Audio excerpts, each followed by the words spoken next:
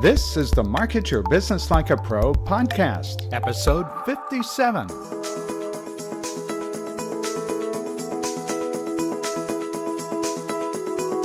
Welcome to the Market Your Business Like a Pro podcast with Ken Countess. Ken is an internationally recognized marketing expert.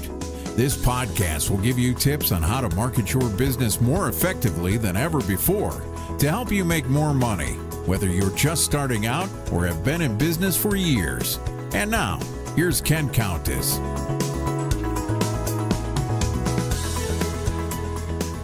Hey, welcome to the Market Your Business Like a Pro podcast. I'm Ken Countess.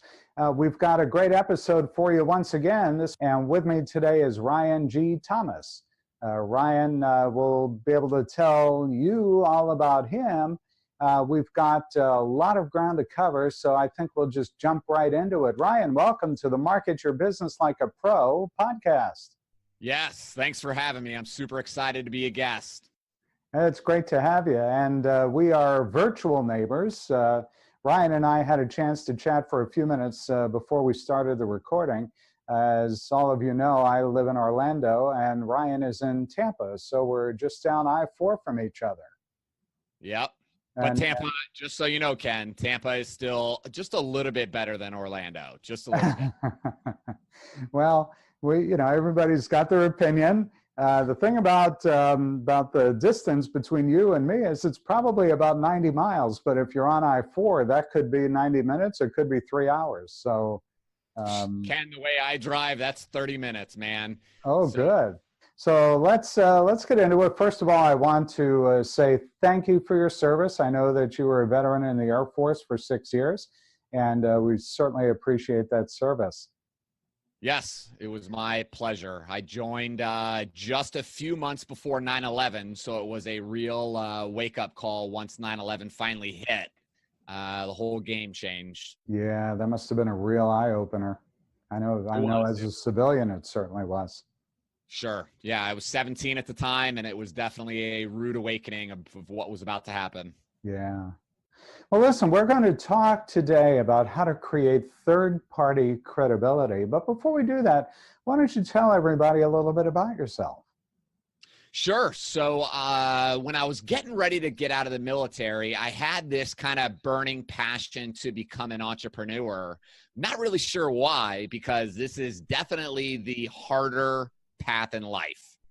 Yeah. I got a job in a sales career, did really well, started a company selling products on Amazon and grew that really rapidly into a multi-million-dollar business, opened a retail store, and then realized how little I knew about retail. I destroyed that business, and it took about 5 years. It was really challenging, very difficult. And then we took kind of those mistakes that we made with that company and launched a new version, which is still kicking butt today. And we have just dominated our local market and even some of the surrounding markets. That's a great story. What were you selling on Amazon? We were selling like little knickknacks and things that were kind of related to the firearms industry. Okay. So we started by importing them from China. We did really well. And then we started selling some of the more core brands and got a rude awakening about how powerful Amazon is and their influence over the market today. Yeah, well, I think a lot of people have heard about Amazon. And yeah, I know, a few people, hopefully. Yeah, I mean, we're getting packages. We rely on them. It's so rare now. I tell people I rarely jump in the car to go to a store. I can't even remember the last time I went to a mall. It's just so much easier to get online and select what you want. And it's usually from Amazon, as you know. Yeah, I took my kids to the mall the other day and I said, make sure you look around and remember this, because by the time you're a grown-up, this is not going to exist anymore. Yeah. Isn't that something? It's so hard to imagine that, the way things have evolved and seemingly very quickly. I mean, I just recently learned that I've been using Amazon for over 20 years. But the demise of the mall as we know it has really happened very quickly by comparison. So Sure. let's talk about now how do you create third party credibility, and what is it that made you decide on this as a topic for us to talk about? Well, the reason I chose it as a topic is because it's something that I had to really go through 5 years of hell to learn. Yeah. So when we had, the first thing with third-party credibility is you have to be credible, Of uh, course. right? But, Yeah. and we believe that's a common sense statement, but a lot of people don't fully understand that. So there's an individual who's got a company in the Tampa Bay area. I won't tell you who, but he claims to be the number one in his industry. But when you go onto his website, it looks like his website was created in the early 90s and it has never been updated. Hmm. So listen, Yahoo Page Builder, maybe. yeah, but you can I remember say, building websites way back then, and yeah, there are still a lot of those around. It's scary how many websites are out there that were built 20 years ago and haven't been touched since. listen, if your website looks like it's from the 90s, you are not a credible individual. And you could have the greatest business, the greatest, value provided to your customer, but you are never going to gain real traction and credibility if you look like you are outdated. Yeah. And the same thing goes for social media profiles. I see a lot of people on social media that have poor pictures, outdated profiles, poor YouTube videos. Again, you're never going to gain much traction if you are not credible from the very beginning. Sure. And one of my first companies, Lincoln Tactical, which was a retail gun store, we sucked. Almost every aspect of that business sucked. And I could try as hard as I wanted to try to put on a good face and a good image to people. But if you suck, you really can't polish it and make it look like it's something great. Right. So how do we create third-party credibility? The website is number one. What's number two? I think number two is you have to stop being average. I think that there are a lot of people today fighting for credibility and fighting to really gain the attention of the prospects, the customers, audience, whatever it is. And if you really want people to talk about you, you have to do something that is truly earth-shattering. Yeah. When was the last time, Ken, you went to McDonald's? I shouldn't say it out loud because my wife is a fitness health nut, but it was a week ago Sunday. Okay. So when you went to McDonald's, did you immediately jump on your phone and write a review? Did No. you call people and tell them, post on social media? No. Why? Because it's average. It's average and it's too much work. Okay. But it's really because it's average. It's because yeah, it wasn't set yourself apart kind of an experience. That's true. Sure. Everybody knows about McDonald's. There's nothing earth-shattering going on. But I got to tell you, so we've all been to auto mechanics before, I'm sure, right? Yeah, of course. And we all know the normal experience that we think we're going to get when we go to a mechanic, right? So it's going to be dirty. You're going to have employees that are dirty, that are a little bit gruff and rough, maybe a little bit rude. You're going to have a crappy waiting room. You're going to pay really high prices. And that's kind of the expectation. Right. That type of business is never going to gain credibility. Now, Ken, recently I brought my car to a new automotive place that I've never tried before. And when I pulled up, the building was beautiful, which is okay, whatever. That's an easy thing, right? But when I walked in, it was granite countertops. It was beautiful inside. The staff was very clean, very friendly, which again, those are minor things, right? Now, as soon as I walked, they add up, right? As soon as I walked in, they said, "Hey, Mr. Thomas, there's the refrigerator right there. Grab a free bottle of water, grab a soda if you would like." They had a beautiful waiting room. And, I thought, this is pretty cool, right? Giving me a free drink. And then as I'm sitting there, a woman comes out of the back, dressed in this cute little outfit, holding a plate, and she's got fresh baked chocolate chip cookies. Oh my gosh. That's brilliant. It's brilliant. So she's walking around, passing them out to the kids and the other patrons that are there. And I thought that these people get it. That's a wow experience. That was a wow. Yeah. So they finished my car, and I paid, and I walk outside, and my car is waiting for me right in the front. And then a man comes and opens the door for me. Oh, wow. And I noticed, Ken, you know what they did to my car that I did not ask for? What did they do? They detailed it. No kidding. Just out of curiosity, what did you have done, Ryan? You know what? I don't even know. It could have been an oil change. It could have been a tire. Okay. I don't even remember. So it was something relatively routine, but yet they gave you that 5-star treatment.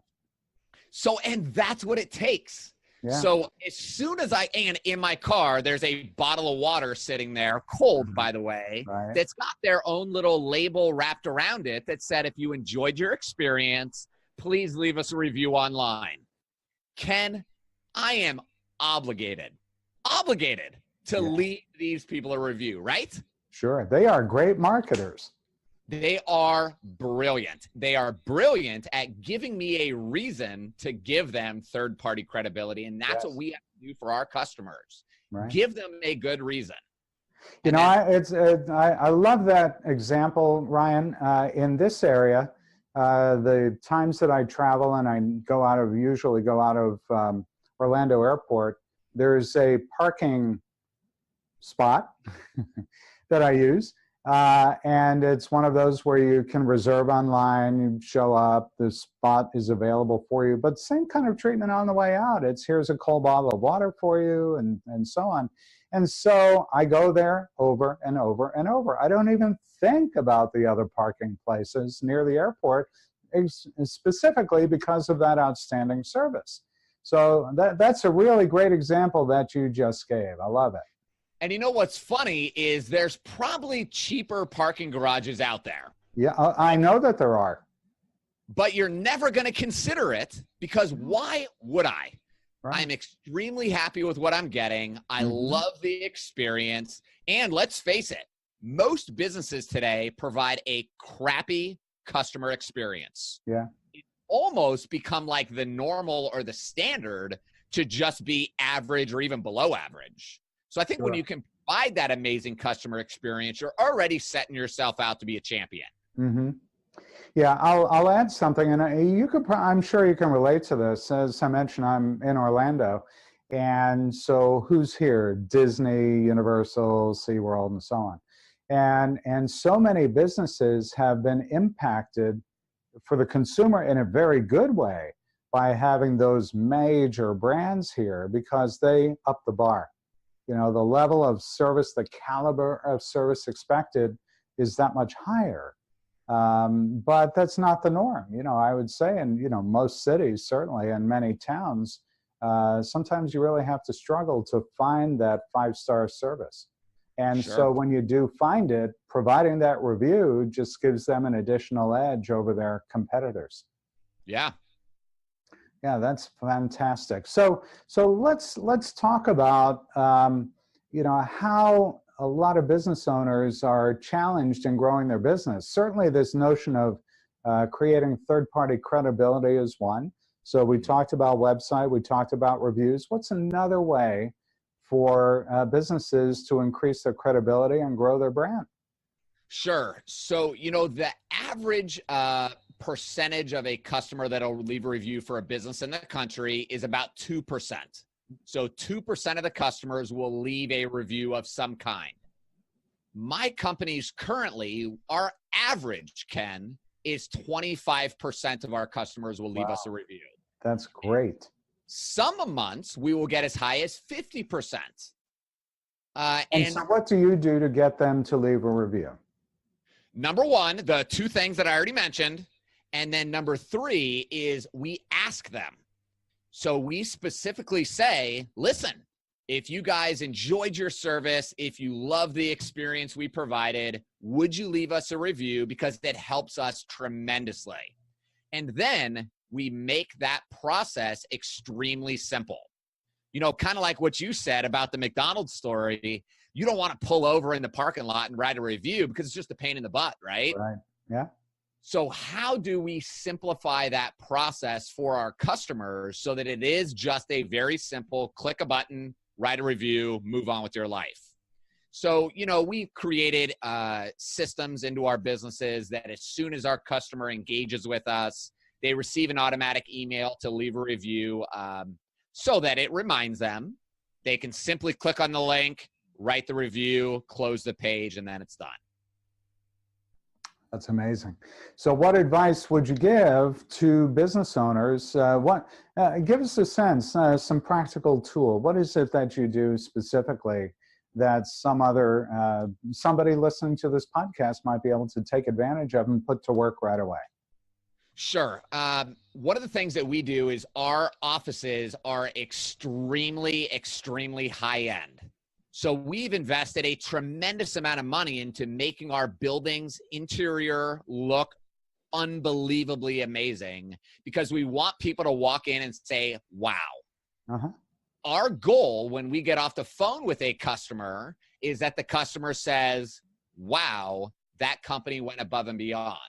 And we're very firm with, there are lots of people that call us that can never be a customer of ours because, they've already met certain requirements or whatever, or we're just not a good fit. Now, some businesses would just say, hey, you're not a good fit for our company. You need to Google somebody else. What we do is we actually help that person find the person that they actually need. Awesome. So if they call us with a legal question that, we're not attorneys, we can't answer that. We have connections with attorneys and we say, listen, call this person, they'll help you, and it's going to be great. So even though we know we are never going to make a dime from this individual, we still go out of our way to help them and really make sure they're getting their questions answered. Yeah, because you're giving them that wow experience, even if they don't do business with you. And that helps with word of mouth referral. When somebody needs someone who does what you do, they'll think of you first. Exactly. Even though they have not really actually done business with us before, they have engaged with us and they do know that they like us. Okay, so a couple of quick things before we close out. When you want to establish or create or improve your third-party credibility, number one, get your website fixed. Number two, if you have a brick and mortar location of any kind, clean it up. Make it look something you're proud to invite guests into. And number three, if you're not brick and mortar and you do answer the phone or even email for that matter, make sure that you treat people the way you would like to be treated if they were to reach out to you, right?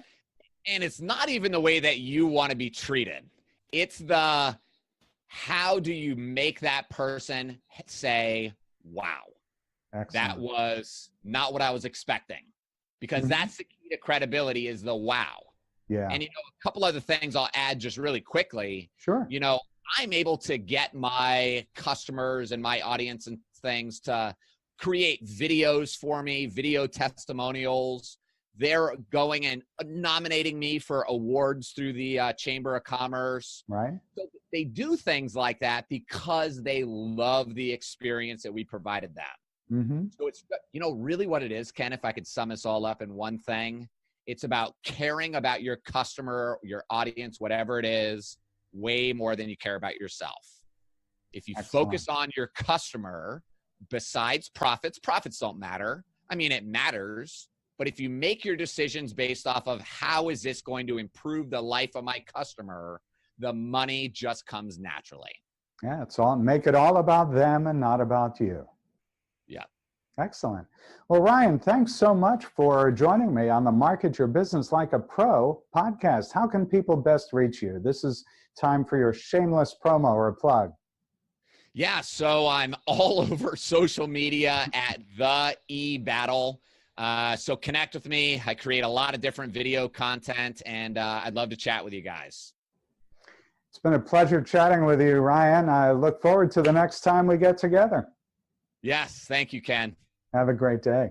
You too. That's it for this week's episode. Hey, if you enjoyed this episode and you're a regular listener, even if you're not a regular listener, go ahead and visit us on our Podbean website. That is where we store all of these podcasts. It's marketyourbusiness.podbean.com. That's podbean.com. And follow us there. Let us know that you really enjoy the podcast by following us. And this way you'll get alerted every time there's a new episode. Thanks for being a listener. We really do appreciate it. And don't forget to tell your friends, too, about the Market Your Business Like a Pro podcast. You can find it everywhere. Check out all of our episodes of the Market Your Business Like a Pro podcast. It's on our website, marketyourbusiness.co. Look for the podcast tab, and there you'll find all previous episodes. And while you're on our website, don't forget to check out all the other resources and sign up for our weekly newsletter, too.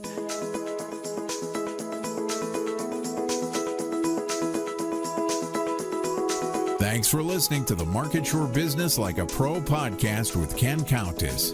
Be sure to visit marketyourbusiness.co to access show notes, discover our fantastic content, and sign up for our mailing list. Have questions? Send Ken an email, ken@thecountessgroup.com, or Twitter @CountessGroup. See you next time.